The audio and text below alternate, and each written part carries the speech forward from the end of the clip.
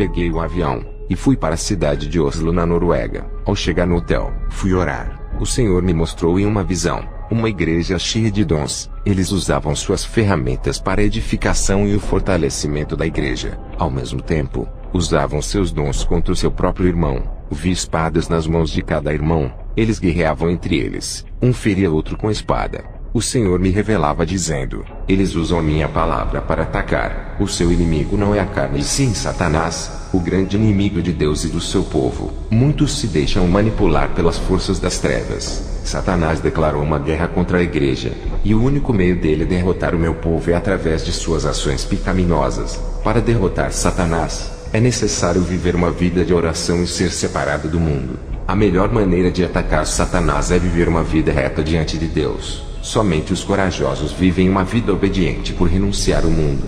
Aqueles que não praticam o que está escrito na minha palavra, além deles não conseguirem derrotar, perdem seus territórios, deixando os praticantes da verdade entrarem dentro de seus territórios para dominar, assumindo o controle, saqueando as almas e trazendo para mim. Meu servo, essa guerra entre o Satanás e a igreja, o que está em jogo são as almas. Muitos pastores não estão interessados em ganhar almas, e sim em seus segundos interesses financeiros, enquanto os demônios estão interessados em ganhar almas através de seitas, roubos, tráficos e prostituição. Diga para os ministros do Evangelho entrarem no campo de batalha para não perder as almas. Eu não posso descer do céu para fazer o trabalho da igreja, nem posso mandar os anjos ganhar almas. Eu convencionei a igreja para ganhar o mundo. O meu povo tem que guerrear em favor de vidas alheias para libertá-los do mundo. Muitos cristãos não estão vivendo uma vida santa. Suas almas estão em jogo também. Não é só as almas das pessoas do mundo. Essas almas ainda não são minhas, e os demônios disputam elas. Diga para o povo da igreja que estão em pecado para lutarem pela sua alma, santificando e renunciando o mundo para não perder as suas almas. Não adianta ganhar o mundo e perder a sua alma. Em uma guerra não se vence sem preparo. Eu sou o capitão e o general nessa guerra. Não estão sozinhos. Irei direcionar e ordenar o que vão fazer, e através das minhas orientações invadiremos o território do inimigo e tomaremos almas cativas das mãos de Satanás. Toda alma encarcerada no campo do diabo será liberta desse cativeiro espiritual, e os demônios irão se retirar de suas vidas e entregarão cada alma que estava em seus domínios. Em outra visão, vi pessoas morrendo em favelas, presídios e em outros lugares. Não vi nenhum evangélico nesses lugares falando de Jesus. Esses cristãos temiam por suas vidas por falarem de Jesus a pessoas perigosas. Eu não entendo cristãos terem medo de ir morar no céu, se eles têm pecados ocultos, têm medo da morte, e se tiverem suas vidas retas, não precisam nem ter medo. A morte de um cristão é sua glória. Quem morre por Jesus tem sua retribuição. Já fui ao céu, e os que são martirizados a Cristo têm muita recompensa. A nossa morte ainda é pouco por tudo que Jesus fez por nós. Sua morte de cruz abriu caminho para a salvação, para entrar no território dos demônios onde há muitos traficantes, bandidos das piores espécies. Não é de qualquer jeito. Tem que estar preparado espiritualmente e ser guiado pelo Espírito Santo para entrar em países onde dominam o budismo, hinduísmo, islamismo e outras religiões. Esses lugares são os piores do mundo para se falar de Jesus. Existem várias classes de pessoas perigosas. Há legiões de demônios trabalhando ali. Esses lugares são territórios demoníacos. Qualquer homem com sua inteligência não consegue escapar das armadilhas do diabo se Deus não for com ele. Nesses lugares perigosos, está cheio de armadilhas de morte, onde espreita o sangue de qualquer um que entre nesses lugares. Há laços para todos os lados. É preciso viver uma vida de oração e estar em santidade com Deus para entrar nesses lugares. Caso a pessoa venha morrer, estará preparada para morar no céu. O Deus pode dar o livramento fazendo com que as armadilhas de Satanás se frustrem. Para vencer o nosso inimigo espiritual, não é com a nossa força carnal e nem com armas humanas, mas com a força de Jesus, com suas armas espirituais do céu que ele nos concedeu para combatermos o grande exército de Satanás que está na terra, nos ares e no mar. Estou me sentindo fisicamente com mais vigor, depois que comi um maná do céu. As minhas tristezas e aflições que eu senti através das perseguições, depois que bebi daquela água celestial, nunca mais senti essas coisas. Até a presença de Deus ficou mais forte na minha vida. Passei a sentir mais paz e alegria em minha vida. Estou me sentindo mais forte espiritualmente depois que comi aquele rolo de mistério. Fui em várias igrejas ministrar, e quando eu falo no púlpito, Vejo em visão que da minha boca saem pequenas bolas de fogo. Essas bolas de fogo batiam nos peitos das pessoas e as chamas entravam em seus corações. O povo sentia a presença de Deus e eram renovadas, e glorificavam a Deus. Os que não eram libertos, caíam endemoniados com apenas as palavras que saíam da minha boca. Aquelas bolas de fogo inflamavam ao tocar nessas pessoas. Eu dizia, sejam livres, e os demônios saíam ao mesmo tempo. Trouxeram para mim uma mulher cega. Ela tinha passado em várias igrejas. Eu orei para Deus restaurar a sua visão. Ela voltou a enxergar e glorificou a Deus. O anjo disse que aquele rolo de mistério e das revelações ocultas iria fortalecer o meu dom de profecia. Profetizei o casamento de um irmão. 3 meses depois ele se casou. Profetizei a restauração do casamento da irmã Kimberly. Seu esposo tinha saído de casa. 1 mês depois da profecia ele retornou para sua esposa. Profetizei para uma irmã que ela receberia uma quantia alta da justiça. 7 meses depois ela ganhou a sua causa da justiça. Um jovem drogado se converteu em uma de minhas ministrações. Eu vi que os demônios se preparavam para levar a sua alma. O contrato negro da morte estava assinado. Eu vi na visão uma mão rasgando o contrato de sua sentença, e esse jovem recebia uma nova oportunidade. Eu vi pessoas saindo do vale pedregoso e seco das provações, e Deus entrando com providência. Escute o relato que uma missionária disse. Eu sei que Deus é na vida dele. Um dia, eu fui pedir oração para ele. Estava muito fraca, sentia um peso, um jugo em minha caminhada missionária. Quando Kenzo orou por mim, o jugo foi embora. Me senti leve, todo aquele peso sumiu e minha tristeza desapareceu. Convidei ele para ministrar em minha igreja. Quando ele subiu no púlpito, senti a presença de Deus tão forte, parecia que meu ser iria desmanchar, e quando ele tocava em minha mão para saudar, senti uma unção terrível. Parecia que ele não era feito de carne, e sim de fogo. Todos que estavam no púlpito, o meu pastor, o presbítero e alguns irmãos sentiram a mesma corrente elétrica passar por todo o seu corpo. Suas pregações eram impactantes. Ele começava a falar, e de repente algo tomava sua boca e o seu corpo assumindo controle. Eu conseguia perceber que não era mais ele, e sim o Espírito Santo. O pastor saía do controle da ministração abrindo legalidade para o Espírito Santo.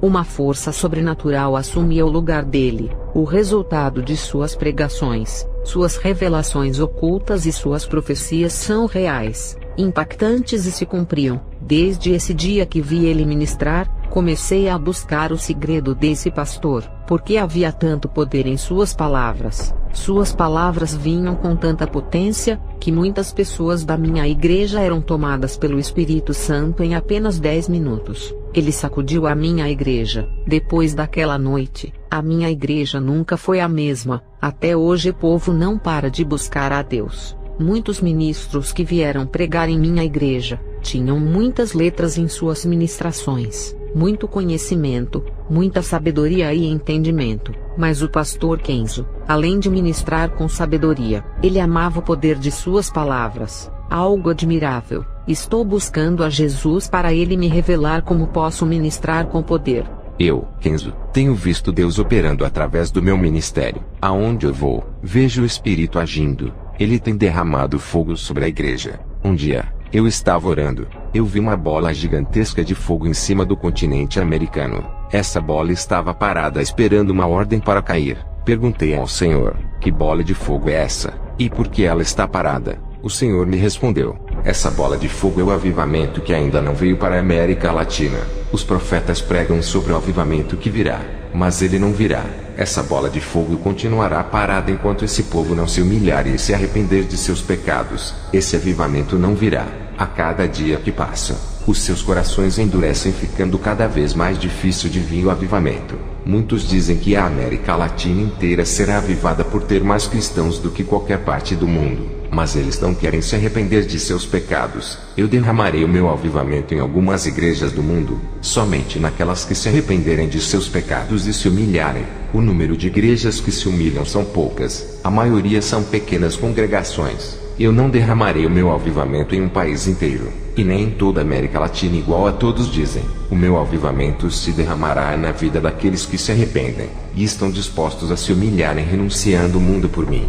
Fui em uma igreja em Oslo, uma catedral extensa com poucos membros. Comecei a orar. A minha visão se abriu.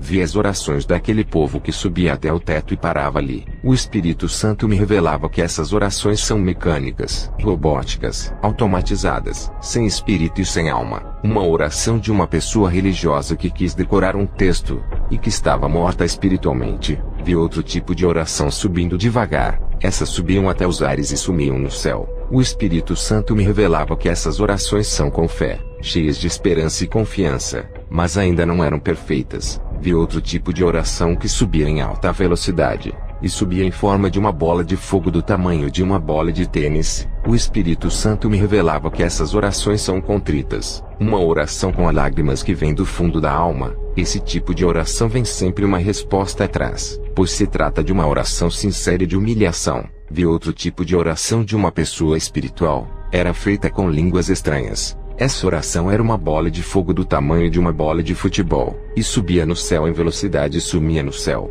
O Espírito Santo me revelava que essa oração em línguas é a mais forte, pois a pessoa que a executa está em espírito, sua mente está desligada do mundo. Essa oração derruba as fortalezas dos ares que impedem que ela suba. Logo em seguida, tive uma visão. Vi uma névoa negra tomando os ares. Aquela massa escura crescia em extensão, até tomar todo o céu como uma mancha escura que invadia o planeta. A escuridão estava cobrindo a terra. O Espírito Santo me revelava que a iniquidade se multiplicava, e as forças das trevas nesses finais de tempo estão se multiplicando sobre a terra. Quanto mais os poderes das trevas crescem nesse mundo, mais a igreja tem que aumentar as suas orações. Quem ora 2 vezes por dia, tem que orar 3. As trevas não cobrirão a luz, pois ela brilhará nas trevas. A escuridão não pode sufocar a chama acesa. Vós sois a luz do mundo. Não se pode esconder uma cidade edificada sobre um monte, nem se acende a candeia e se coloca debaixo do alqueire, mas no velador, e dá a luz a todos que estão na casa. Assim resplandeça a vossa luz diante dos homens, para que vejam as vossas boas obras e glorifiquem a vosso Pai que estás nos céus. Mateus 5, 14-16. Quanto mais a iniquidade aumenta por causa desses poderes, isso exigirá mais santidade do povo. Em Apocalipse 22:11 diz: quem é injusto, seja injusto ainda, e quem é sujo, seja sujo ainda, e quem é justo, seja justificado ainda, e quem é santo, seja santificado ainda. Depois dessas visões voltei para o hotel, e Deus me fez lembrar da minha adolescência. Eu estava ajudando meu pai a construir uma casa em cima da nossa. Me lembro que subi na parede que já estava construída, eu me desequilibrei, e caí de uma altura de 6 a 7 metros do chão. Senti que uma mão segurou as minhas costas. Parecia que estava caindo em câmera lenta igual a uma folha de árvore. Consegui cair de pé no chão. Minha queda foi amortecida. Contei para o meu pai o acontecido. Ele não acreditou por não ver o incidente. Ele disse que se eu caísse daquela altura teria quebrado um osso, e se eu batesse a cabeça teria morrido. Eu não entendi o que tinha acontecido. Hoje eu entendo por que não morri ali. Por causa dessa obra cheia de espinhos onde muitos estão se salvando. Ao me lembrar do passado, fiz pela primeira vez uma oração de agradecimento. O mesmo anjo que anda comigo em meus arrebatamentos apareceu para mim e me chamou. Eu deitei no chão e fechei os olhos. Ele puxou meu espírito para fora do corpo. Esse anjo virou auxiliar em meus arrebatamentos. Nós subimos aos ares. Ele pegou a minha mão para se locomover mais rápido. O anjo me mostrou 9 grandes principados nos ares. Eles estavam entronizados, cada um em um lugar específico. Vi um principado da política localizado em Nova York. Ele controlava todos os governos do mundo. Todo o poder terreno está em suas mãos. O anjo me levou para a Suíça. Vi o principado da economia localizado na Suíça, onde há um grande poder aquisitivo das finanças. Ele controlava todas as moedas das cédulas mundiais. O anjo me tirou da Suíça e me levou para a Índia. É na Índia que está localizado os principados das religiões. Ele controla todas as seitas, pequenas religiões e grandes religiões como o hinduísmo, budismo, islamismo, shintoísmo, espiritismo e satanismo. O anjo me levou ao Japão. Vi o principado da tecnologia da comunicação. Ele dominava toda a rede de informação como internet, informática, televisão, meios de transmissão, engenharia e outros. O anjo me levou à Grécia. Vi o principado de toda a modalidade de esportes entronizado ali. Esse país é o berço dos esportes olímpicos, e o futebol é o principal esporte desse principado, onde ele exerce seu domínio mundial. O anjo me levou ao Iraque, onde eu vi o principado que comanda as guerras no mundo. e todo tipo de arma de destruição em massa responsável pelo grande derramamento de sangue. O anjo me levou aos Estados Unidos, na cidade de Los Angeles, no distrito de Hollywood. Vi o Principado da Cultura. Seu trono está nesse lugar. Hollywood tem mudado as culturas através dos hábitos, atitudes, vestimentas e costumes, deixando o povo imorais, sensuais, violentos, libertinos. Esse distrito cinematográfico tem sido responsável por corromper a população mundial através de seus filmes, seriados, minisséries e desenhos. O anjo me levou à Holanda, onde eu vi o principado de todo tipo de drogas e bebidas alcoólicas. Ele comandava o mundo todo através desse país. O anjo me levou para a Tailândia, onde eu vi o principado da prostituição. Ele comanda todo tipo de sexo imoral, como zoofilia, lesbianismo, homossexualismo, sodomia, todas as práticas de sexo imundo. Antes de continuar esse testemunho, vou fazer uma oração. O Espírito Santo tocou em meu coração. Senhor Jesus, abra a visão desse povo que assiste a esse testemunho. Eles precisam de uma visão de águia para enxergar o mal em longa distância, para se prepararem antes que o mal bata em suas portas. O mal, por mais pequeno que seja, cerca a todos. Mas quem tem visão, enxerga e neutraliza com o poder do teu sangue. O pecado mesmo pequeno faz mal, e muitos não enxergam por causa de seu tamanho. A visão espiritual de Deus não deixará que seus servos fiéis venham cair em prisões. O pecado mesmo pequeno faz mal, e prejudica a nossa vida espiritual. Esses pequenos pecados que muitos desprezam, já derrubaram grandes homens de Deus. Esses pequenos pecados levam para os grandes pecados. Somente aqueles que recebem visão espiritual estarão preparados, e não vão ser pegos de surpresa. Senhor, abra a visão espiritual de cada irmão que ouve esse testemunho. Vou voltar a relatar o meu testemunho. O anjo me levou até um satanista, dono de uma indústria pornográfica. Vi um demônio conversando com ele através de um ritual de invocação. O demônio dizia: eu livrei esse império pornográfico. Seus filhos chegarão aos 4 cantos do mundo, corrompendo o planeta. Deixará a sociedade mais depravada e as crianças crescerão na imoralidade. Contrate novas atrizes e atores para se prostituírem. Eles farão cenas de relações sexuais nas gravações. Pensarão que estão felizes satisfazendo seus desejos carnais. Mas eu irei por um vazio tão grande que eles não acharão felicidade no sexo. Procurarão drogas para preencher os seus vazios. Colocarem depressão ao ponto de fazer eles se suicidarem. Aquele demônio dava gargalhadas e desaparecia, passando todas as normas de destruição para aquele empresário. Depois, o anjo me levou até as nuvens, onde vi potestades dos ares. Parecia um enxame de abelhas. O céu ficava escuro de tanto demônio voando. Eles são terríveis, e dominam partes do planeta. Vi 8 demônios, autoridades que comandavam seus territórios aqui na Terra. Eles estão localizados no norte, sul, leste, oeste, sudeste, nordeste, noroeste e sudoeste. Depois, eu e o anjo descemos ao inferno, onde vi pessoas famosas no inferno. Vi filósofos, ateus no inferno, Auguste Comte e Denis Diderot, homens que questionavam a existência de Deus. Vi também Friedrich Nietzsche, Karl Marx, Charles Darwin. Todos eles preferiram acreditar em suas sabedorias humanas ao invés da palavra de Deus. Eles não acreditavam na verdade e criticavam a Deus. Os demônios atormentavam eles, empurrando as suas lanças de fogo nesses homens. Eles diziam: enganamos vocês, homens da sabedoria. O que adiantou suas filosofias vãs? Os demônios zombavam desses homens e jogavam eles dentro de uma fornalha de fogo.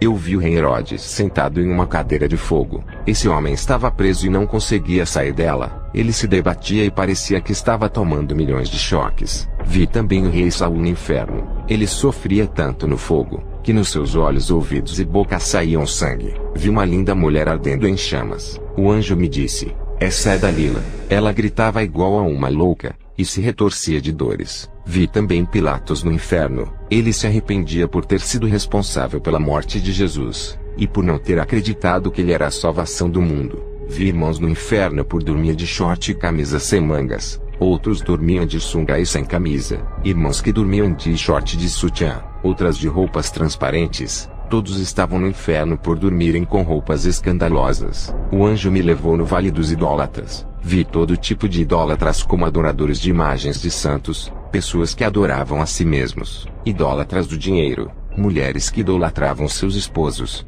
maridos que idolatravam suas mulheres, homens que idolatravam seu carro, sua casa, suas propriedades, seus bens, suas terras, Todos estavam no inferno. Vi cristãos no inferno que faziam inimigos dentro da igreja. Eles guerreavam contra seus irmãos, faziam inimizades, discutiam acerca do evangelho e sobre doutrinas. Brigavam a respeito de cargos e assuntos que não iria levar a lugar nenhum. Eles estão no inferno pedindo uma chance para se reconciliarem com os irmãos. Vi cristãos invejosos no inferno. Eles tinham inveja porque alguns irmãos tinham um emprego que remunerava bem, tinha carro e casa boa, um bom cargo na igreja. Esses irmãos tinham inveja de tudo, e desejavam que esses irmãos não tivessem sucesso em suas vidas. Outros irmãos que estavam no inferno tinham inveja porque Deus usava mais aquele irmão do que a si mesmo. Eles queriam ser usados igual a esses irmãos, mas não viviam a palavra, não buscavam a Deus pedindo a Ele que fossem usados grandemente, não queriam pagar o preço para serem usados, desejavam ser usados, mas deixavam a inveja macular seus corações. Vi cristãos no inferno que estavam lá por causa da ira. Eles deixavam a ira se inflamar, machucavam pessoas com suas palavras, ofendiam os irmãos, não conseguiam se conter quando eram criticados, eles revidavam e eram explosivos. Eu vi cristãos no inferno que pelejavam para derrubar o ministério do outro através da fofoca, falando mal do seu irmão, postando vídeos na internet para difamar seu ministério, arruinando e destruindo o ministério do irmão através de uma mentira na internet. O ministério desse irmão perdia o crédito, sua congregação não acreditava mais em suas palavras. Satanás usava esse cristão para destruir o irmão que falava a verdade. Agora esses irmãos que escandalizavam os servos fiéis estavam no inferno. Eu vi crentes no inferno por pelejarem contra os irmãos de igrejas diferentes, um atacando o outro. Deus abomina o pecado e a peleja entre os irmãos. Vi crentes no inferno que causavam discussões dentro da igreja. Esses irmãos briguentos causavam muitos conflitos, gostavam de ir contra os outros irmãos e ainda conflitavam contra seu pastor, causavam grandes contendas. Todos estavam no inferno pedindo uma chance para pedir perdão às pessoas que perseguiram. Vi no inferno pessoas que causavam porfias dentro de suas congregações. Elas eram emuladores, viviam disputando quem era melhor do que o outro, quem era mais usado, quem pegaria o maior cargo na igreja, quem era mais abençoado financeiramente, quem tinha o melhor emprego dado por Deus. Esses irmãos dividiam a igreja formando partidos ou clubes de disputas. Eles estavam no inferno arrependidos do mal que eles causaram no seio da igreja. Vi crentes no inferno que não tinham misericórdia para com os humildes. Eles tinham dinheiro. Quando um irmão estava desempregado e pedia uma ajuda financeira, eles negavam, pois não tinham misericórdia para ajudá-los. Vi cristãos hereges que praticavam apostasias e heresias. Eles estavam no inferno. Vi crentes infiéis naquilo que prometiam para Deus e para os homens. Vi cristãos caloteiros de lojas, deviam aos bancos, seus nomes estavam como devedores de dívidas. E aqueles que não pagavam ao seu próximo, eles eram quebradores de tratos, pegavam emprestados e não pagavam, morreram endividados e foram para o inferno. Vi crentes soberbos cheios de exaltação e altivez de coração, todos estavam no inferno. Vi crentes murmuradores, murmuravam contra Deus, contra o seu pastor, contra os irmãos da igreja, contra a sua própria família, nunca paravam de reclamar das pessoas. Esses estavam no inferno. Vi crentes que reclamavam de suas vidas e cobravam a Deus, por viverem assim nunca se arrependeram. Tudo o que acontecia de ruim reclamavam a Deus, nunca estavam satisfeitos com aquilo que tinham, com aquilo que Deus havia dado, aborreciam a Deus com as suas cobranças, nunca agradavam a Deus com suas obras e práticas, estavam todos no inferno. Vi irmãos que guardavam rancor em seus corações e não queriam se reconciliar com os outros irmãos, permaneciam afastados, eram irreconciliáveis, estavam no inferno pedindo uma chance para andarem na santidade. Vi irmãos avarentos apegados ao dinheiro, não ajudavam os necessitados, eles morreram e foram para o inferno, e seus dinheiros ficaram nos bancos. Eles queriam uma chance para voltar à terra e pegar o seu dinheiro para ajudar os que precisavam. Todos esses avarentos estavam no inferno e não levaram nada com eles. Vi cristãos no inferno que gostavam de injuriar as pessoas, insultavam, ofendiam, perturbavam causando danos morais. Suas ações denunciavam suas ações na sociedade. Vi cristãos nessos que morreram enganados pelos falsos pastores, pensavam que estavam andando na verdade, pereceram no caminho da mentira e foram para o inferno. Vi irmãos no inferno por enganar o próximo, vendiam mercadorias frágeis por preços caros, mentindo dizendo que seus produtos eram bons. As suas mercadorias davam defeitos causando prejuízos ao povo. Esses irmãos enrolavam as pessoas para ganharem o seu pão vivendo na mentira. Em Provérbios 11 versículo 1 diz: A balança enganosa é abominação para o Senhor, mas o peso justo é o seu prazer.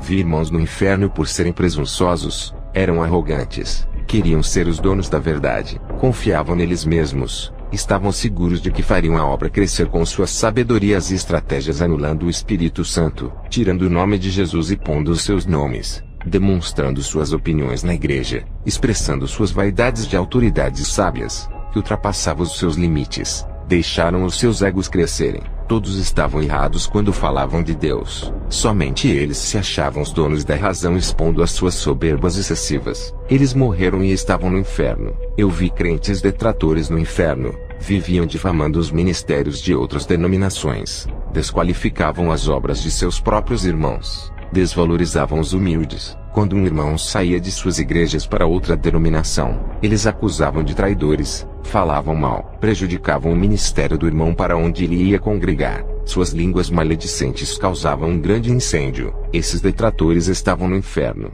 Vi crentes no inferno por não terem afetividade com suas esposas e filhos. Não sentiam afetos pelas suas famílias e nem com os irmãos da igreja. Seus corações eram duros e frios de almas. Eles estavam no inferno por não terem afeição.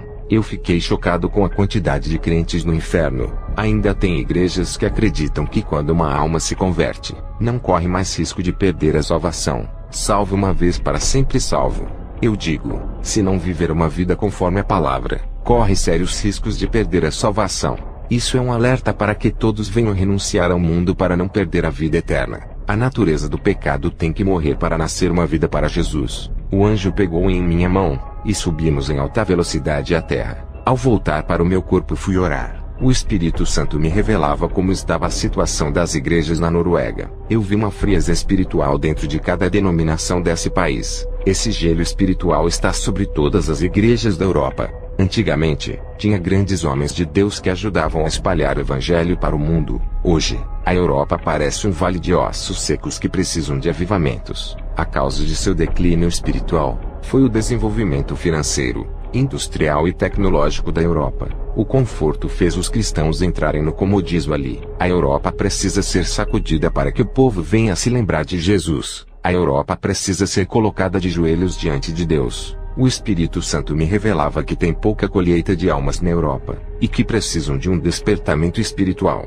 Jesus está voltando. A Europa tem grandes conhecimentos teológicos, mas estão mortos nas letras e obras. Seus entendimentos bíblicos não irão salvar, mas sua intimidade com Deus. O conhecimento nada vale sem a comunhão com Deus. É preciso ter uma ação de buscar a Deus em espírito e em verdade. Deus requer uma atitude dos europeus em relação a Ele. Os europeus têm que voltar a evangelizar com o poder de Deus como antigamente. Satanás está tirando vantagens desse comodismo. Ele sabe de seus pontos fracos e ataca as fraquezas dos europeus. O Espírito Santo me revelava que Satanás está planejando lançar um ataque surpresa em minha vida sentimental sem eu esperar, para que eu perca as minhas forças, e que se eu cair nessa armadilha, a minha recuperação espiritual demorará anos para que eu volte a ser um homem espiritual. Tenho que estar vigilante em todo o tempo. Não é de agora que Deus me avisa. Tenho que ter cuidado nesses dias. Satanás já derrubou muitos homens de Deus, e continua caçando homens espirituais para derrubar. Eu sou procurado. Ele quer ver a minha queda. Tenho dado muito trabalho para os demônios e impedido seus planos malignos. Eles querem me tirar de circulação para eu não atrapalhar os seus planos. Se eles conseguirem me tirar do caminho,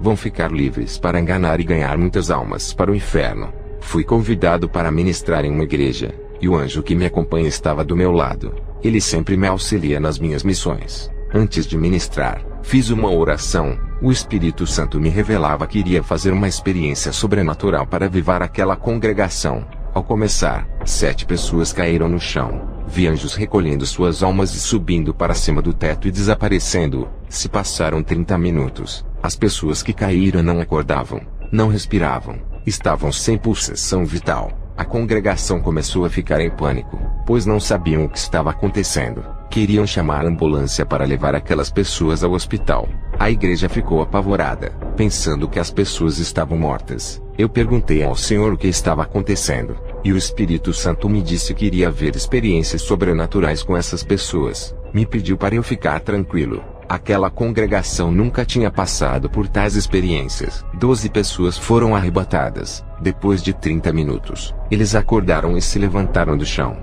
4 pessoas foram somente para o inferno e voltaram de lá apavoradas.